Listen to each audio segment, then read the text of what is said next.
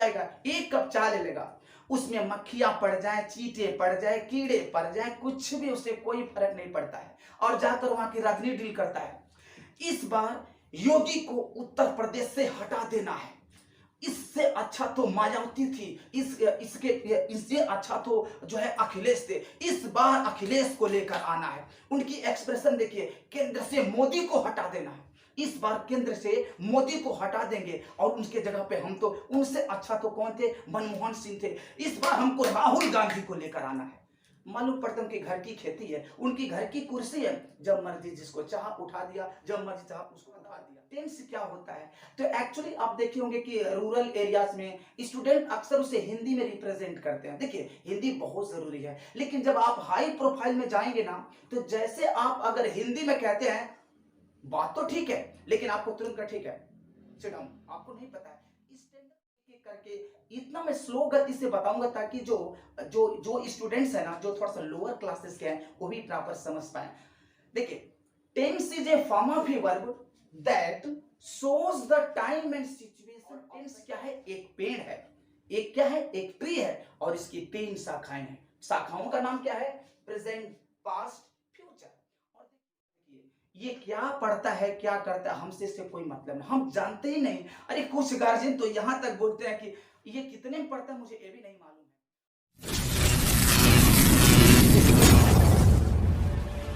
Welcome back my dear students. आप ही के डिमांड पर आज मैं एक बहुत ही इंपॉर्टेंट और बेसिक स्तर को और स्ट्रॉन्ग करने के लिए आज हम टेंस को प्रेजेंट करेंगे। हमारे स्टूडेंट्स ने कहा था कि सर कोई ऐसी चीज ग्रामर के अंदर बताइए ना, कोई ऐसी चीज बताइए जो हमारी अंग्रेजी जड़ से मजबूत हो जाए। तो मैंने सोचा क्यों ना मैं टेंस को बिल्कुल एक बेसिक लेवल पे मैं बताऊं, ताकि जो लोअर क्लासेस के स्टूडेंट है ना, वो भी प्रॉपर समझ पाए।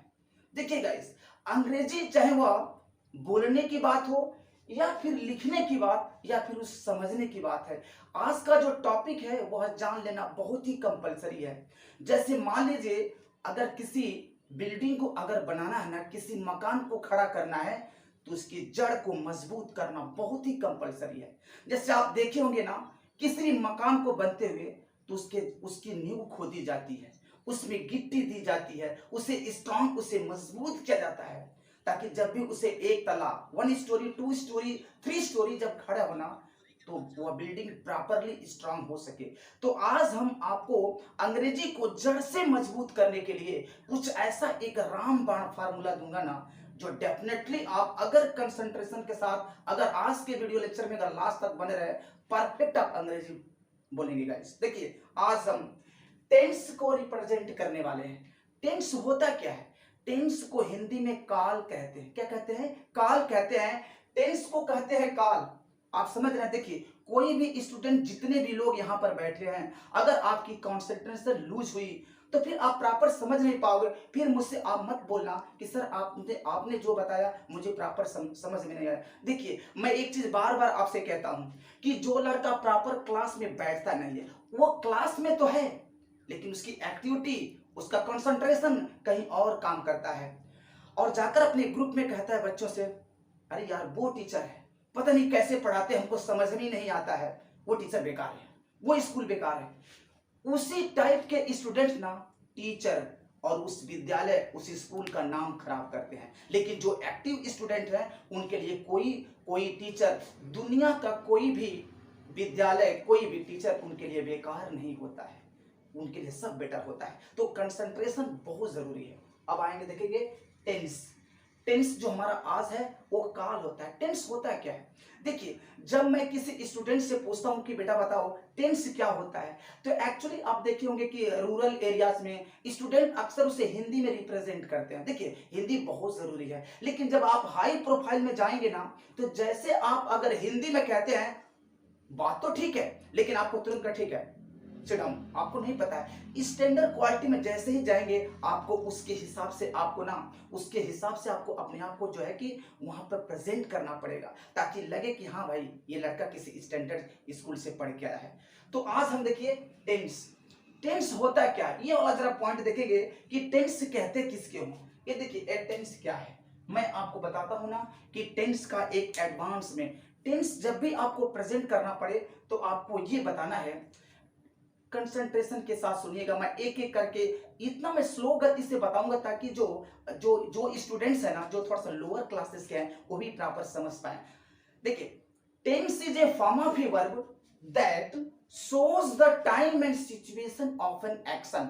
क्या आपने सुना कि tense is a form of a verb that shows the time and situation of an action। It means, इसको हिंदी में क्या कहते हैं कि टेंस क्रिया का वह रूप है। टेंस क्या है?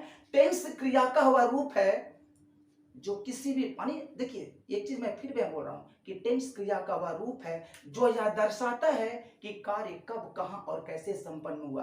टेंस यही तो बताता ना, इसकी बेसिक डेफिनेशन है, ध्यान रहे।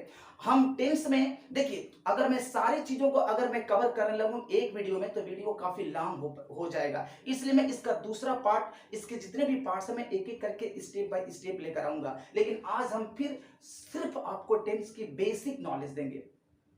एक चीज और है, जब भी मेरे पास कोई गार्जियन मिलते हैं, आपको अक्सर मैं अपना जो है कि ओपिनियन शेयर करता रहता हूं, यार पता नहीं आज के डेट्स में ना इन पेरेंट्स को हो क्या गया है, आखिर में आज हमारे गार्जियन को हो क्या गया। जब भी मेरे किसी पेरेंट्स से जब मैं कंप्लेन करता हूं और वो पेरेंट्स मेरे पास आता है कि सर ऐसा है कि मेरा बच्चा पढ़ नहीं रहा है, मैं बोलता हूं कि सर देखिए आपका बच्चा पढ़ नहीं रहा है, थोड़ा सा इसको घर पे वास कीजिए। पता है क्या कहते हैं कि ऐसा है ना सर, देखिए ये क्या पढ़ता है क्या करता है हमसे इससे कोई मतलब नहीं, हम जानते ही नहीं। अरे कुछ गार्जियन तो यहां तक बोलते हैं कि ये कितने में पढ़ता है मुझे ये भी नहीं मालूम है।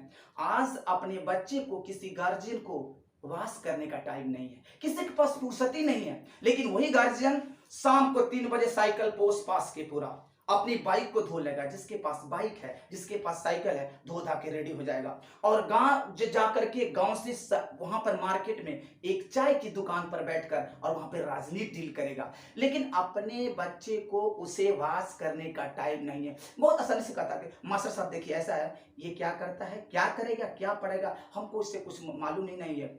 अब आप अपनी जिम्मेदारी से हट गए और एक टीचर को 200 से 300 रुपया आप फी देकर अपने बच्चे से आप एक्सेप्ट रखते हैं कि मेरा बच्चा जज, कलेक्टर, आईएएस, पीसीएस बन जाएगा। How is is possible? It is impossible. आपको अगर आपके लड़के को अगर आईएएस बनाना है तो आपको उसके हिसाब से एक्टिव होना पड़ेगा, तब जाके आप हो पाएंगे। जाके चौराहे पर राजनीति डील करेगा, लेकिन बच्चे को वास नहीं करता, वहां जाएगा एक कप चाय ले लेगा, उसमें मक्खियां पड़ जाए, चींटे पड़ जाए, कीड़े पड़ जाए, कुछ भी उसे कोई फर्क नहीं पड़ता है और जाकर वहां की राजनीति डील करता है। इस बार योगी को उत्तर प्रदेश से हटा देना है, इससे अच्छा तो मायावती थी, इससे अच्छा तो जो है अखिलेश थे, इस बार अखिलेश को लेकर आना है। उनकी एक्सप्रेशन देखिए, केंद्र से मोदी को हटा देना है, इस बार केंद्र से मोदी को हटा देंगे और उनके जगह पे हम तो, उनसे अच्छा तो कौन थे, मनमोहन सिंह थे, इस बार हमको राहुल गांधी को लेकर आना है। मालूम पड़ता उनके घर की खेती है, उनकी घर की कुर्सी है, जब मर्जी जिसको चाह उठा दिया, जब मर्जी चाह उसको उठा दिया। और जब कब उनकी पत्नी ना फोन करके जब 100 गाली सुनाएगी वहां से, तब वहां से चलते हैं 8 बजे रात तक पूरा हिलते हिलते। और भगवान जाने किस हालात में रहते हैं, घर भी ठीक से पहुंच पाते हैं कि नहीं।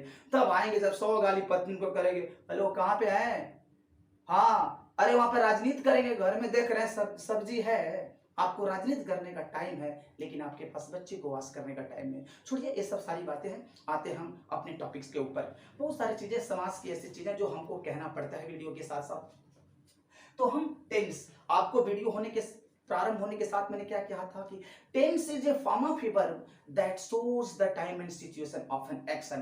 टेंस क्रिया का वह रूप है जो यह दर्शाता है कि कार्य कब, कहां और कैसे संपन्न हुआ। आपको समझ में आ रहा है ना? देखिए इतना, जितने भी स्टूडेंट्स यहाँ पे बैठे हैं ना, प्रॉपर समझना आपको आना चाहिए। अगर आप किसी को भी प्रॉब्लम है, आप खड़ा होकर without any interruption, without any hesitation आप मुझसे पूछ सकते हैं, मैं अपने तरफ से भरपूर कोशिश करूंगा आपको समझाने का। आएंगे, अगर मैं टेंस को एक ट्री मान लूं, जरा गौर करिएगा, एक टेंस क्या है डियर, एक टेंस एक ट्री है, एक पेड़ है और एक पेड़ की 3 शाखाएं हैं। वो शाखाएं कौन कौन सा है? प्रेजेंट, पास्ट और फ्यूचर। देखिए एक पेड़, आपको पता है पेड़ तो एक होता है, उसका रूट एक होता है, पेड़ का रूट एक होता है लेकिन उसकी बहुत सारी ब्रांचेज होती हैं। यहां पर टेंस क्या है? टेंस माने काल, और टेंस क्या है? एक पेड़ है।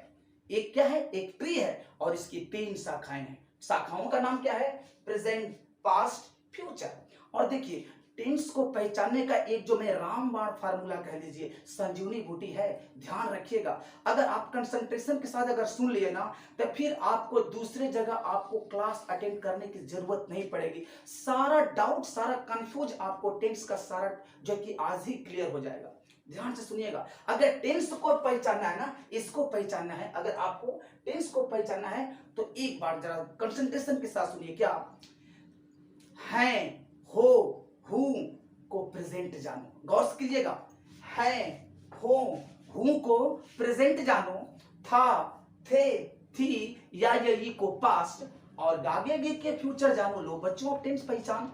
देखिए कितना बड़ा फार्मूला है। और फिर मैं एक बार रिपीट कर रहा हूं कि टेंस को बेसिक स्तर पर कैसे पहचानते हैं। तो पहचानेंगे कैसे, है, हो, हूं को प्रेजेंट जानो, था, थे, थी या ये को पास्ट और गागेगी को फ्यूचर जानो। लो बच्चों टेंस पहचान। देखिए इसका मतलब ये हुआ कि जिस भी हिंदी वाक्य में, मैंने बेसिक लेवल पर जिस भी हिंदी वाक्य में आपको ना है, हो, हूं, इटीसी दिखे, आप समझ लेना कि प्रेजेंट है विदाउट एनी ऑब्जेक्टिव डाउट का। और जिस हिंदी वाक्य के अंत में था, थे, थी या ये या तो क्या समझ लेंगे, पास्ट है। और जहां पर गागेगी आया समझ लेना कि फ्यूचर है। ये बेसिक इंफॉर्मेशन था, आप जानते ही हैं।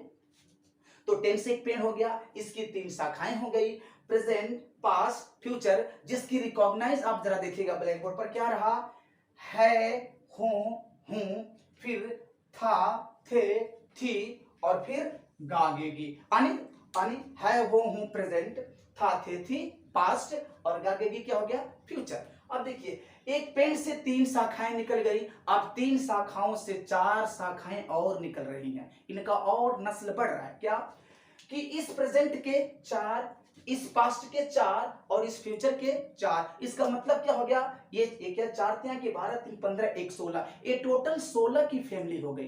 अब हम इसके बाद इसकी पूरी जो है कि एक तरह से ब्रॉड जो है एक्सप्लेनेशन तो हम बाद में नेक्स्ट वीडियो में करेंगे, लेकिन आज देख लेंगे प्रेजेंट का वो 4 ब्रांचेस कौन सी टहनियां, उनकी शाखाएं कौन है। तो present indefinite, present continuous, present perfect, present perfect continuous tense. अब देखिए पास्ट क्या है देखेंगे तो past indefinite, past continuous, past perfect और पास्ट परफेक्ट कंटीन्यूअस टेंस। और ये जो तीसरा है future, future indefinite, future continuous, future perfect और फ्यूचर परफेक्ट कंटीन्यूअस टेंस। देखिए ये सारा मैं टोटल आपको इसकी जितने भी मतलब आप जातियां समझ लीजिए, प्रजातियां समझ लीजिए, ये सारी चीजों का मैं एक्सप्लेन कर रहा हूं।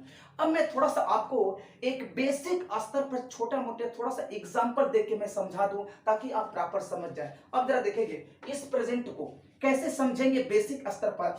जैसे मान लीजिए मैं कह दूं हरि, जरा ध्यान देंगे, हरि गांव में है, ये जरा ध्यान देंगे, हरि कहां पे है, गांव में है।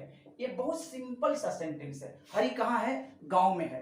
ये देखिए मैंने प्रेजेंट की बात कर रहा हूं और मैं बिल्कुल जीरो लेवल से आपको बता रहा हूं कि हरि गांव में है, ये प्रेजेंट का है। तो ट्रांसलेट क्या होगा, सिंपल सी बात है, क्या बनाएंगे कि हरि इज इन विलेज।